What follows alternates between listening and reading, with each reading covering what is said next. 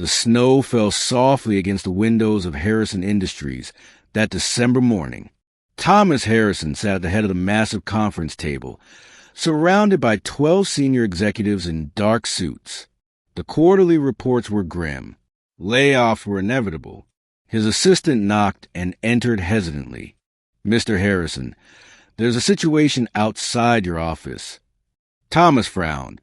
"I'm in the middle of a critical meeting." "Sir, it's a child." "She won't leave. She says she needs to speak with you." The room fell silent. Thomas felt every eye on him. He stood, straightening his tie. "Give me a moment, gentlemen." He stepped outside and stopped cold. A little girl, no more than 4 years old, stood by his assistant's desk.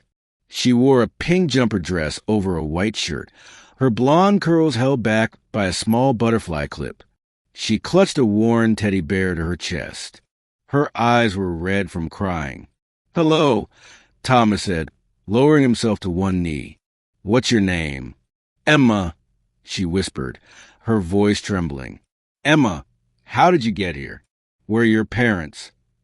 The little girl's lip quivered. "My mommy works here, in the numbers room downstairs." "Accounting." Thomas felt his chest tighten. "Emma, does your mother know you're here?" She shook her head, tears spilling down her cheeks. "She's been crying every night. She thinks I'm asleep, but I hear her. She says she might lose her job before Christmas." Thomas glanced back at the conference room door. Inside, men were deciding the fates of hundreds of employees. Names on spreadsheets. Budget line items. "Please," Emma whispered, stepping closer. "Please don't fire my mommy." Thomas felt something crack inside his chest. This child had somehow made her way through security, up 17 floors, past his assistant, all to save her mother's job. The courage it must have taken. "What's your mother's name, Emma?" "Sarah Mitchell. She works really hard. She leaves before I wake up and comes home after dinner. But she always reads me stories at bedtime, even when she's tired." Thomas remembered his own daughter at that age, before the divorce, before he'd chosen board meetings over bedtime stories, before she stopped calling. "Emma, I need you to wait here with Mrs. Chun. Can you do that for me?" The little girl nodded, holding her teddy bear tighter. Thomas returned to the conference room. The executives looked up expectantly. "Gentlemen, I need the personnel files for the accounting department. Specifically, Sarah Mitchell." His CFO shuffled through papers. "Mitchell, single mother, 7 years with the company. Performance reviews are solid, nothing exceptional. She's on the reduction list. Take her off." The room went still. "Thomas, we've been over this," his CFO said carefully. "We need to cut 23 positions to meet projections. Then find another position to cut. Not hers. This is a business decision, not a charity." Thomas stood, placing both hands on the table. "When I started this company 32 years ago, it was about more than profit margins. Sarah Mitchell has a 4-year-old daughter who just walked through that door to beg for her mother's job. That child's courage reminded me of something I've forgotten."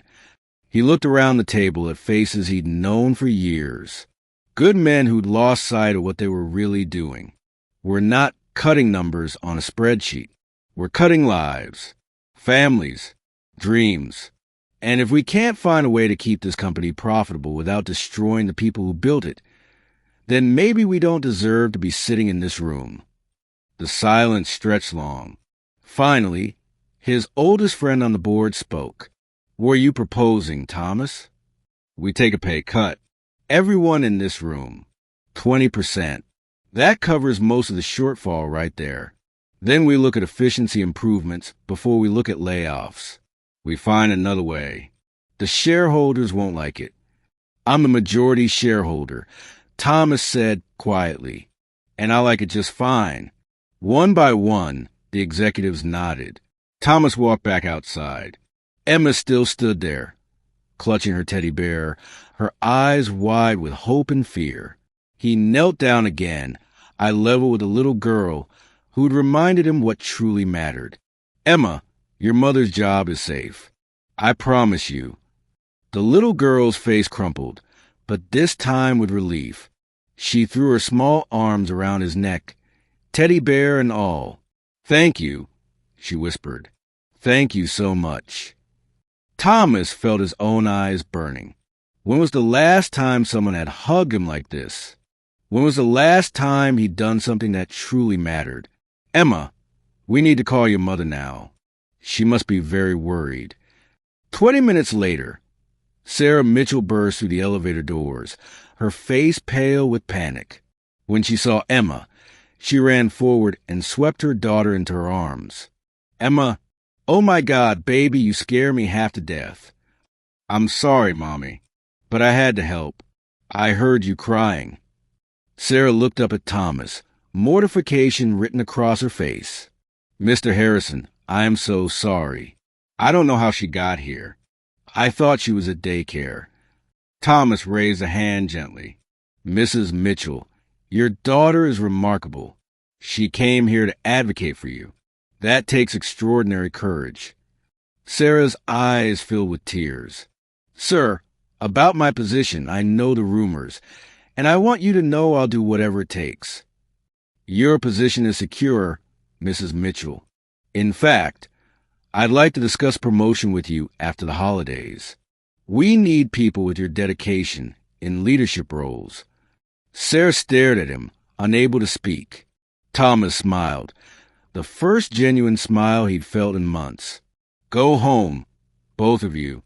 It's Christmas season. Spend it together. As he watched them leave, Emma turned back one last time. She smiled at him, a smile that lit up the entire hallway, and waved goodbye. Thomas returned to his office and looked out at the falling snow. On his desk sat a photo from 15 years ago. His daughter, about Emma's age, on his shoulders at the park. He picked up his phone and stared at it for a long moment. Then he dialed. Hello. His daughter's voice, surprised. Rachel? It's Dad. I know it's been a while, but I was wondering if you'd like to come for Christmas.